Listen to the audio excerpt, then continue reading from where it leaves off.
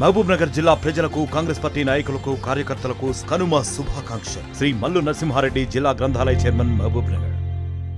రాష్ట్ర వ్యాప్తంగా వ్యవసాయ అధికారులంతా కూడా పూర్తి స్థాయిలో రైతు భరోసాపై సమీక్షా సమావేశాలు నిర్వహిస్తున్నటువంటి పరిస్థితి కనిపిస్తుంది. ఎప్పటికప్పుడు వారికి ఇన్స్ట్రక్షన్స్ కూడా ఇస్తున్నటువంటి పరిస్థితి కనిపిస్తుంది. రేపటి నుంచి కూడా 4 రోజుల పాటు భూ సర్వేలు గ్రామాల్లో అన్ని గ్రామాల్లో కూడా సర్వేలు నిర్వహించినారు. ఈ నెల 26 నుంచి కూడా రైతు భరోసా పంపిణీ ఉంటుందని ఇప్పటికే ముఖ్యమంత్రి ప్రకటించడంతో సాగు చేసే భూములన్నింటికి కూడా రైతు భరోసా వేస్తాం, సాగు యోగ్యం చేయలేని భూములకు రైతు భరోసా కట్టని ప్రకటించడం జరిగింది. అయితే సాగు చేసే భూములెన్ని, సాగు చేయనటువంటి భూములు ఎన్ని అని కూడా గుర్తించే పనిలో వ్యవసాయ అధికారులు ఉన్నారు. మనతో మాట్లాడానికి జిల్లా వ్యవసాయ అధికారి శ్రవణ్ ఉన్నారు. మొత్తమే చూసినట్లయితే రేపటి నుంచి ఈ భూ సర్వే కార్యక్రమం కూడా ప్రారంభించే అవకాశం కనపడుతుందని చెప్తున్నారు. ఎన్ని రోజుల పాటు సాగే అవకాశం కనిపిస్తుంది, ఎలా ఉంటుంది ఈ సర్వే?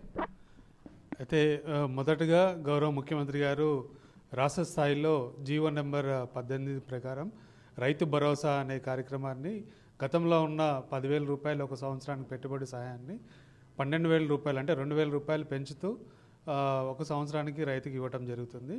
ఇది ఒక 12,000 రూపాయలు ప్రతి పంటకి, అంటే ఖరీఫ్కి తర్వాత రబీకి 6,000 చొప్పున 12,000 రూపాయలు రైతుల యొక్క వ్యక్తిగత ఖాతాలో డీబీటీ మోడ్లో గతంలో చేసిన విధంగానే ట్రాన్స్ఫర్ చేయడం జరుగుతుంది.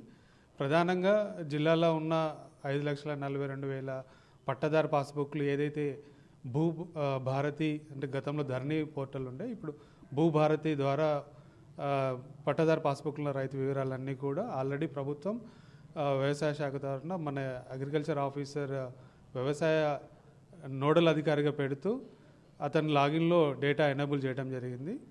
ఆ డేటా అంతా తీసుకొని ఒకే ఒక అంశం అంటే గతంలో ఉన్న రైతు బంధు కానివ్వండి, ఇప్పుడు రైతు భరోసాలో 2,000 రూపాయలు అదనంగా పెంచుతూ ఒక చిన్న కార్యక్రమం ఏంటంటే గ్రామాలలో వ్యవసాయ యోగ్యం కాని భూములని, అంటే ఉదాహరణకి ఒక గ్రామంలో వెంచర్ వేయటం కానివ్వండి, ఇండ్లు కట్టుకోవటం కానివ్వండి, ఒక ఇండస్ట్రీ నిర్మాణం చేసుకోవటం కానివ్వండి, అది పర్మనెంట్గా అది రాళ్ళు గుట్టలు ఉన్న ప్రాంతం కావచ్చు, వివిధ కారణాల చేత ఎలా ఐడెంటిఫై చేస్తున్నారు? అది సాగు చేస్తున్న భూమా, వారు సాగు చేయడం లేదా అని గ్రామాల వారిగా డేటా ఏ విధంగా వస్తుంది? అంటే ఇప్పుడు రాష్ట్ర ప్రభుత్వం ఏదైతే డేటా ఇచ్చిందో ఈరోజు 15వ తారీఖు రోజు ఎనేబుల్ చేయడం జరిగింది. దీనికి అనుకూలంగా జిల్లా కలెక్టర్ గారు టీమ్స్ వేయటం జరిగింది. జిల్లాలోని రెవెన్యూ మండల తహసీల్దార్ మరియు వ్యవసాయ అధికారి నోడల్ ఆఫీసర్గా ఉంటారు. గ్రామీణ స్థాయిలో రెవెన్యూ అధికారి మరియు రెవెన్యూ శాఖ అధికారి మరియు మండల ఏఈఓ ఉంటారు. ఈ డేటాను తీసుకొని సర్వే నెంబర్ వారీగా ఫిజికల్ వెరిఫికేషన్ చేస్తూ అందులో మనకి డేటా ఇచ్చారు. 10 కాలంలో డేటా మనకి ప్రొఫార్మా ఉంది ఆన్లైన్లో. దాంట్లో రైతు వివరాలు, survey number, sub survey number అన్నీ ఉంటాయి. వాటిని అది అగ్రికల్చర్ భూమి అని నిర్ధారించుకుంటే పర్టికులర్ సర్వే నెంబర్లో 10 గుంటలు ఉన్నా, ఎకరం ఉన్నా, 10 ఎకరాలు ఉన్నా దాన్ని అగ్రికల్చర్ భూమి అనుకుంటే ఎస్ అంటారు. అక్కడ ఏమి ఇబ్బంది ఉండదు. ఒకవేళ ఆ పలానా సర్వే నెంబర్లో ఒక ఇల్లు నిర్మాణం చేసినట్లయితే ఫిజికల్గా చూసి దాన్ని ఇక్కడ వ్యవసాయ యోగ్యం కాని భూమి అని నో అని పెడతారు. నో అని పెట్టగానే ఒక 4 ఆప్షన్లు ఉంటాయి.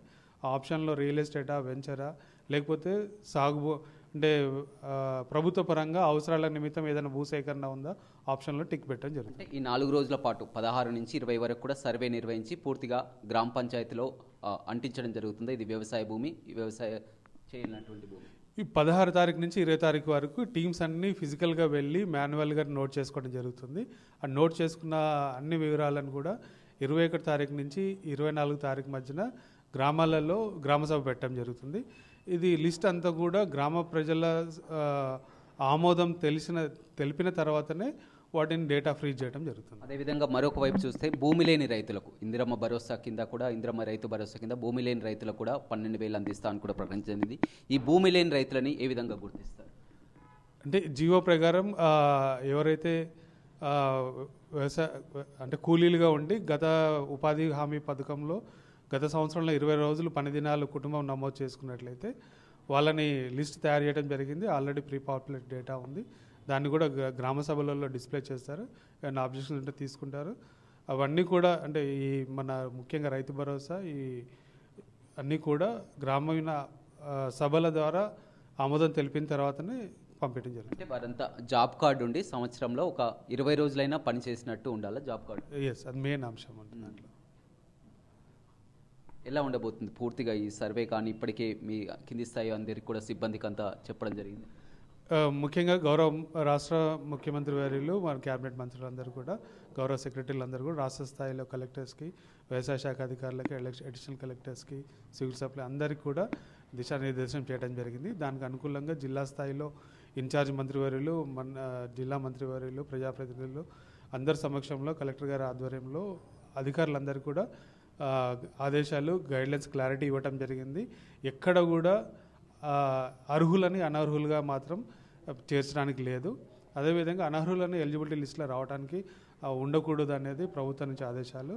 తప్పకుండా ఏ బెనిఫిషరీ లబ్ధిదారుని మిస్ కాకుండా జాగ్రత్తగా సర్వే చేస్తూ కంప్లీట్ చేయడం జరుగుతుంది. చూడొచ్చు, పూర్తి స్థాయిలో వ్యవసాయ అధికారులు మాత్రం పూర్తి స్థాయిలో రైతు భరోసాపై దృష్టి పెట్టడం జరిగింది. ఇప్పటికే ఎప్పటికప్పుడు కూడా సీఎస్తో, మంత్రులతో కూడా సమీక్షా సమావేశాలు, కాన్ఫరెన్సులు కూడా నిర్వహిస్తున్నటువంటి పరిస్థితి కనిపిస్తుంది. ఈ నెల 16 నుంచి అంటే రేపటి నుంచి కూడా 20వ తారీఖు వరకు 4 రోజుల పాటు కూడా గ్రామాల్లో భూ సర్వే చేయనున్నారు. పూర్తిగా సర్వే చేసిన తర్వాత గ్రామ పంచాయతీలో ఒక లిస్టును పెడతారు. ఆ తర్వాత 21 నుంచి 24 వరకు 3 రోజుల పాటు కూడా గ్రామ సభలు జరిపి ఇది వ్యవసాయ భూమా, వ్యవసాయం చేయలేనటువంటి భూమి అని కూడా దాన్ని గుర్తిస్తారు. ఆ తర్వాత 24కు ఇన్ఛార్జ్ మంత్రికి కూడా పంపించడం జరుగుతుంది పూర్తి స్థాయిలో. అదేవిధంగా భూమి లేని రైతులకు కూడా ఈసారి రైతు భరోసా ఉంటుందని కూడా ప్రకటించడం జరిగింది. ఆ భూమి లేని రైతులు 2024 నుంచి 25 వరకు జాబ్ కార్డు ఉండి ఆ సంవత్సరంలో కనీసం 20 రోజులు పనిచేసినట్టు కూడా ఆ జాబ్ కార్డులో ఖచ్చితంగా ఉండాలని చెప్తున్నారు. ఏదేమైనప్పటికీ కూడా తెలంగాణ వ్యాప్తంగా, రాష్ట్ర వ్యాప్తంగా కూడా వ్యవసాయ అధికారులు పూర్తి స్థాయిలో సంక్రాంతి పండుగ ఉన్నప్పటికీ కూడా గత కొన్ని రోజుల నుంచి కూడా పూర్తి స్థాయిలో దీనిపై దృష్టి పెట్టడం జరిగింది. రేపటి నుంచి కూడా భూ సర్వే కూడా చేయడం జరిగింది. మొత్తం కూడా ప్రభుత్వం దీని ఒక ప్రతిష్టాత్మకంగా తీసుకున్నటువంటి పరిస్థితి అయితే కనపడుతుందని చెప్పుకోవచ్చు. ప్రపంచంలో ఏ మూల ఏ క్షణం ఏం జరుగుతుందో వేగంగా తెలుసుకోవడానికి తొలి వెలుగు వాట్సాప్ ఛానల్ని ఫాలో చేయండి.